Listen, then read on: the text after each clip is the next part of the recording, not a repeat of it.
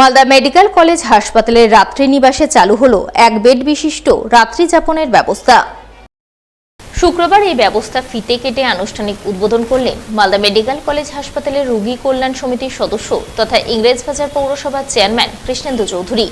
এছাড়াও উপস্থিত ছিলেন মেডিকেল কলেজের অধ্যক্ষ ডক্টর পার্থপ্রতিম মুখোপাধ্যায়, সহকারী অধ্যক্ষ ডক্টর প্রসেনজিৎ বর সহ অন্যান্যরা। জানা গেছে, মালদা মেডিকেল কলেজ হাসপাতালের রাত্রি নিবাসে রোগীর আত্মীয় পরিজনেরা থাকতে পারবেন। এই জন্য জনপিছু একদিনের জন্য তাদের 50 টাকা প্রদান করতে হবে। যারা রাত্রেবেলায় থাকবে, দিনেও থাকতে পারে, সেটা না। এখানে 50 টাকা করে দেওয়া হবে। এক ব্যক্তি 5 দিনের বেশি থাকবে, যদি থাকতে হয় তাকে অ্যাপ্লিকেশন। এটা একটা এনজিও কে দেওয়া হলো, এসএনজি কে দেওয়া হলো, সেলফ হেল্প গ্রুপের মেয়েরা এটা চালাবে। আর একজন টেকনিশিয়ান নিয়োগ করা হলো যে এগুলো কাজগুলো সব দেখবে। মা ক্যান্টিন, তারপরে এটা কি বলবেন? মা ক্যান্টিনটাও আধুনিক করা হচ্ছে, ফ্লোর টোর দিয়ে এখানেও ভালো টাকা আমরা করছে, মাননীয় মুখ্যমন্ত্রী এইসব করছেন। এবং সব থেকে বড় কথা হচ্ছে যে গভর্নমেন্টের নাইট শেল্টার ছিল না, আমরা একটা মিউনিসিপালিটি থেকে নাইট শেল্টার করেছিলাম, পরবর্তী গভর্নমেন্ট থেকে এটা করে দেওয়া হলো।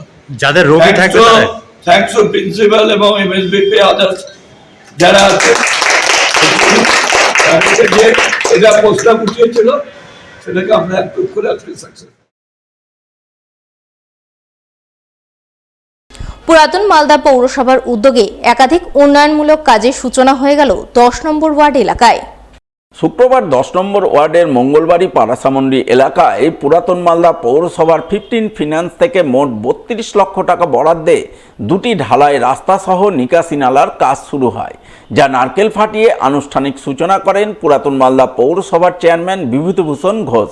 এছাড়াও উপস্থিত ছিলেন স্থানীয় 10 নম্বর ওয়ার্ডের কাউন্সিলর ফারহিন নেয়ার সহ অন্যান্যরা। জানা গেছে, এলাকার সাধারণ মানুষ দীর্ঘদিন ধরেই এই দুটি রাস্তা সহ নিকাশি নালার দাবি জানিয়ে আসছিলেন। সেই দাবি পৌরসভায় বারংবার তুলে ধরেছিলেন স্থানীয় কাউন্সিলর।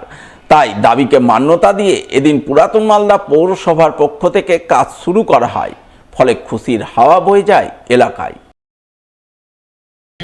পশ্চিমবঙ্গের মাননীয় মুখ্যমন্ত্রী সারা বাংলায় যে উন্নয়ন শুরু করেছে, ইতিপূর্বেই আমাদের সারা পশ্চিমবঙ্গে আবাস, আমাদের পাড়া আমাদের সমাধানের কাজ চলছে, পথশ্রী রাস্তাশ্রীর কাজ চলছে।